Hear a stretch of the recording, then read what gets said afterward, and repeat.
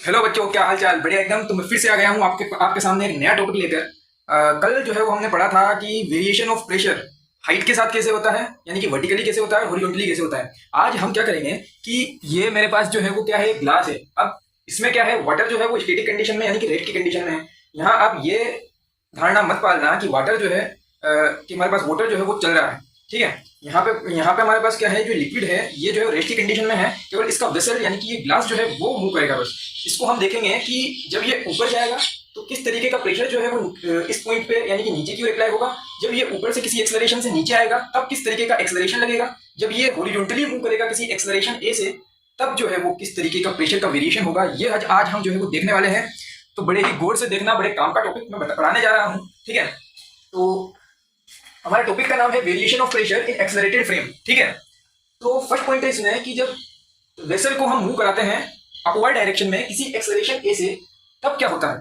आप देखना, मैंने वो ग्लास का फोटो यहाँ पे बनाया। ठीक है, ऊपर से लग रहा है हमारे पास पी नोट यानी कि एटमॉस्फेरिक प्रेशर। एरिया इसका ए है, हाइट इस वेसल की एच है, रो जो इसके अंदर लिक्विड भरा है उसका डेंसिटी हमारे पास है, ए एक्सेलरेशन से ये मूव हो रहा है। ठीक है, तो आप यहाँ देख पा रहे हैं कि ग्रेविटी के कारण इसके वेट डाउनवर्ड डायरेक्शन में। ठीक है, नीचे जो लिक्विड है वो प्रेशर लगा रहा है पी, तो उसको एरिया के साथ हम मल्टीप्लाई कर दें तो वो बन जाएगा हमारे पास फोर्स। ठीक है, यहाँ अगर ये ए एक्सेलरेशन से मूव कर रहा है तो यहाँ पे हमने सुडो फोर्स लिया है, क्योंकि इस पूरे केस को हम स्टडी कर रहे हैं ग्लास के अंदर बैठ के। ठीक है, ग्लास के अंदर वाले फ्रेम में चलकर हम इस पूरे केस को स्टडी करने वाले हैं। हम चाहे तो बाहर खड़े रहकर भी पूरे केस को स्टडी कर सकते हैं, लेकिन वो थोड़ा कॉम्प्लेक्स मेथड है, इसलिए हमने नॉन इनर्शियल फ्रेम से इसको स्टडी करने की ठानी है। ठीक है, तो ये हो गया हमारे पास नॉन इनर्शियल फ्रेम। ठीक है, हम चूंकि यहाँ अंदर कहीं बैठे हुए हैं। ठीक है, तो अगर मैं वेसल के फ्रेम से बात करूं तो हमारे पास अगर एफ नेट जीरो है, मैंने आपको पहले बताया था कि ये सब हमारे पास इक्विलिब्रियम की कंडीशन में होगा, क्योंकि हम अंदर बैठ के देख रहे हैं। तो हम अंदर से क्या पाएंगे कि हमारे पास जो लिक्विड है, जो पानी भरा हुआ है, वो स्टैटिक कंडीशन में है। ठीक है, तो ये हमारे पास पूरा स्टैटिक कंडीशन में हो गया। अब मैंने यहाँ F net equal to zero जो है वो लगाया अंदर बैठ करके, इस ग्लास के फ्रेम में बैठ करके। ठीक है, तो यहाँ हमारे पास क्या आ गया, पी ए आप देख सकते हैं फोर्स है जो कि ऊपर डायरेक्शन में लग रहा है। बाकी सारे फोर्स जो है वो आप देखेंगे कि पी नोट ए डाउनवर्ड है, डब्ल्यू डाउनवर्ड है। सुडो फोर्स जो कि जूटा फोर्स जिसे हम कहते हैं, और जो हमेशा जिस डायरेक्शन में एक्सेलरेशन होता है उसके अपोजिट डायरेक्शन में लगता है। ये सुडो फोर्स के बारे में आप ध्यान रखना कि जिस डायरेक्शन में एक्सेलरेशन होता है हमेशा उसके अपोजिट डायरेक्शन में सुडो फोर्स लगता है। अगर मैं ग्लास को ऊपर के डायरेक्शन में मूव कर रहा हूँ तो सुडो फोर्स कहाँ पाएंगे हम, डाउनवर्ड डायरेक्शन में, डाउनवर्ड। ठीक है, तो ये हो गया हमारे पास, ये जो मैंने पूरी इक्वेशन लिखी है आपके सामने, P naught A plus M G equal to M A हमारे पास सुडो फोर्स है, एम जी जो इसका वेट है, पी नोट ए जो कि एटमॉस्फेरिक प्रेशर की वजह से फोर्स बन रहा है वो है। ठीक है, यहाँ से मैंने एम को कॉमन लेके जी प्लस ए यहाँ पे लिख दिया। ठीक है, अब एम मास क्या होता है, डेंसिटी इक्वल टू मास पर यूनिट वॉल्यूम। वही फॉर्मूला मास हो जाएगा हमारे पास डेंसिटी इंटू वॉल्यूम। और वॉल्यूम क्या होता है हमारे पास, अगर एरिया को उसकी हाइट से मल्टीप्लाई कर दे तो हमारे पास वॉल्यूम आ जाएगा। तो यहीं से जो है ये हमारे पास आ गया रो ए एच। रो इसकी डेंसिटी है, ए इसका एरिया है, और एच जो है वो इसकी हाइट है। ठीक है, तो हमारे पास यहाँ से बनेगा P equal to P naught plus rho G, H पहले बनता था अब बना है जी प्लस ए, क्योंकि ये पूरा फ्रेम ए एक्सेलरेशन से अपवर्ड मूव कर रहा है, इसलिए यहाँ पे ये एक्स्ट्रा टर्म आया है ए।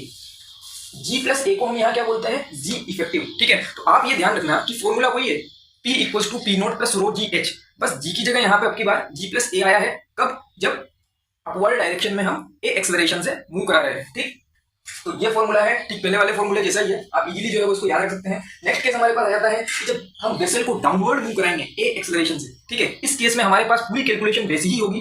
ठीक है, आप देख सकते हैं मैंने यहाँ पे फोटो बनाया हुआ है। बस होगा क्या, चेंज क्या है यहाँ पे कि जो अगर मैं ए एक्सेलरेशन से डाउनवर्ड मूव करा रहा हूँ तो सुडो फोर्स किधर लगेगा, सुडो फोर्स जो कि हमेशा एक्सेलरेशन के अपवर्ड डायरेक्शन यानी कि एक्सेलरेशन के अपोजिट डायरेक्शन में लगता है। तो इस बार हमारे पास सुडो फोर्स कहाँ लगेगा, ऊपर के डायरेक्शन में। ठीक है, अगर ये ग्लास में डाउनवर्ड मूव कर रहा हूँ तो सुडो फोर्स हमारे पास इसके अपोजिट डायरेक्शन यानी कि अपवर्ड में लगेगा।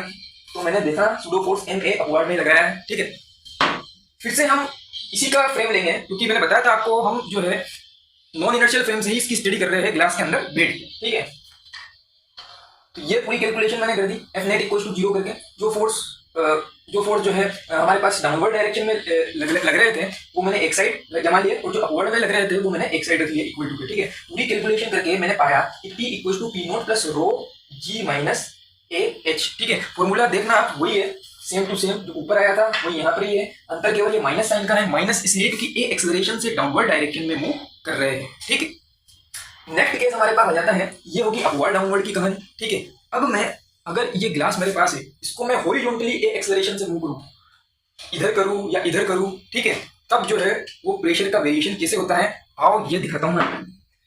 तो ये है हमारे पास when vessel move horizontally with acceleration a. ठीक, यहाँ पे मैंने एक नोट जो है वो डाला है कि जब भी हम फोर्स लगाएंगे तो जो हमारे पास फ्री सरफेस रहेगा, उस फ्री सरफेस के परपेंडिकुलर डायरेक्शन में ही वो फोर्स लगेगा। ठीक है, जो नेट फोर्स का डायरेक्शन रहेगा वो उसके परपेंडिकुलर ही रहेगा। मान लीजिए अगर मैं इस ग्लास को इस डायरेक्शन में मूव कर रहा हूँ, तो एक टाइम इंस्टेंट पे आपने देखा होगा कि ये पानी जो है वो इधर की साइड जो है वो ज्यादा चढ़ा। ठीक है, देखना कि ये इधर की साइड ज्यादा चढ़ा। ठीक है, तो ये जो फ्री सरफेस है वो कैसे हुआ, इस तरीके से। तो नेट फोर्स का डायरेक्शन इसके परपेंडिकुलर यानी कि कुछ इस तरीके से होगा। मैंने यहाँ पर फिगर में आपको दिखाया है कि अगर वेसल हमारा स्टैटिक कंडीशन में है तो फोर्स इसके परपेंडिकुलर कुछ इस तरीके से लगेगा। अगर ए एक्सेलरेशन से इस डायरेक्शन में मूव करे तो फ्री सरफेस कुछ इस तरीके से होगा और परपेंडिकुलर फोर्स इसके ऊपर इस तरीके से लगेगा। ठीक, अगर इस डायरेक्शन में हम ए एक्सेलरेशन से मूव कराएं तो कुछ इस तरीके का वाटर लेवल हमारे पास वाटर लेवल जो है वो आएगा और फोर्स जो है वो उसके परपेंडिकुलर में कुछ इस तरीके से लगेगा। ठीक, अब मैंने यहाँ पे पूरा फिगर बना के एक्सेलरेशन इस डायरेक्शन में इस पूरे वेसल का हो रहा है वो आपको यहाँ पे दिख रहा है। तो ऊपर से आप देख पा रहे होंगे कि जो हमारे पास एटमॉस्फेयर का प्रेशर है वो पी नॉट है। ठीक है, अंदर मैंने वही सिलेंडर एज्यूम करा है। इस डायरेक्शन से वाटर जो है वो कितना, यानी कि लिक्विड, आप मान लीजिए लिक्विड कितना फोर्स लगाएगा, P1A। अगर मैंने इधर का प्रेशर P1 माना तो इधर से P1A, उधर से इस डायरेक्शन में कितना लगेगा, P2A। ठीक है, क्योंकि ये इस डायरेक्शन में मूव हो रहा है। मैंने आपसे बात की थी कि हम जो है वो पूरा केस का स्टडी ग्लास के अंदर बैठ के कर रहे हैं, नॉन इनर्शियल फ्रेम में। तो सूडो फोर्स की डायरेक्शन में लगेगा, एक्सेलरेशन के जस्ट अपोजिट डायरेक्शन यानी कि MA के अंदर। ठीक है, तो यहाँ से हमारे पास क्या जाता है कि अगर हम वेसल के फ्रेम से यहाँ देखें तो वही F net इक्वल्स टू 0 मैंने यहाँ पे लगाया। ठीक, पूरा इक्वेशन मैंने यहाँ पे लिखा P1A plus MA is equals to P2A। ठीक है, इस वाली टर्म को मैं इधर लगाया तो P2 माइनस P1 हमारे पास क्या आ गया, रो एल ए। यहाँ पर मैंने वही मास को मैंने तोड़ा है। कैसे कि मास जो है वो हमारे पास क्या होता है, velocity into volume into density. ठीक है, तो वॉल्यूम क्या होगा हमारे पास, ए इंटू उसका लेंथ। ठीक है, तो P2 माइनस P1 जो है वो यहाँ के प्रेशर का डिफरेंस रो एल ए हमारे पास आ गया। ठीक है, जितना ज्यादा एक्सेलरेशन होगा, जितना तेजी से हम इधर लेकर जाएंगे ये हाइट उतना ही ऊंचा चढ़ेगा। ठीक, तो यहाँ से कभी कभी क्वेश्चन में पूछ लेते हैं कि टेन थीटा का वैल्यू। तो टेन थीटा यहाँ से आप क्या लिख सकते हैं कि ये हाइट h है, इसका लेंथ l है। टेन थीटा क्या होता है, परपेंडिकुलर अपॉन बेस। तो ये हो गया हमारे पास h परपेंडिकुलर और l हो गया हमारे पास बेस। ठीक है, आप यहाँ से देख सकते हैं कि P2 minus P1 rho L A हमने देखा। ठीक, ये a स्मॉल ए एक्सेलरेशन है। ठीक है,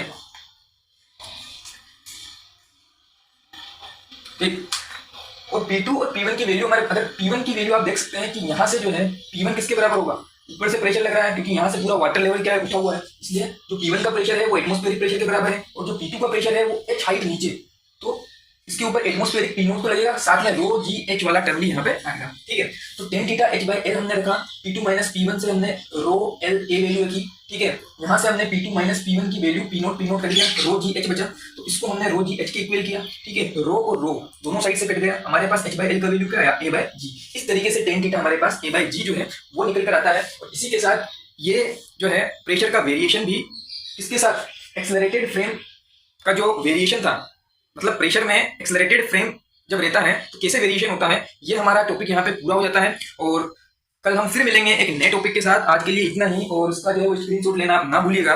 ठीक है, okay, good bye and have a nice day.